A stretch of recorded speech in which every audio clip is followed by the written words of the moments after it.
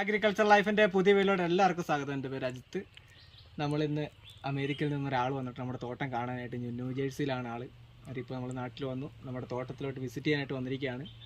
അന്നേരം തോട്ടം കണ്ടതിന് ശേഷം എന്തൊക്കെയാണ് എന്നുള്ളത് ഇപ്പോൾ സാറ് നമുക്ക് വിശദീകരിച്ച് തരും. എങ്ങനെ ഉണ്ടായിരുന്നു അവിടുന്ന് ഇവിടെ വന്നിട്ട് നമ്മുടെ ഈ തോട്ടം കണ്ടിട്ട് സാറിൻ്റെ ഒരു അനുഭവം. അത് sir. Good, very good. My name is Sajeev. I came to visit this plantain farm in Wayanad district of Kerala state, India. That's the northern part of Kerala. And they're doing a variety farming here called the plantain farms.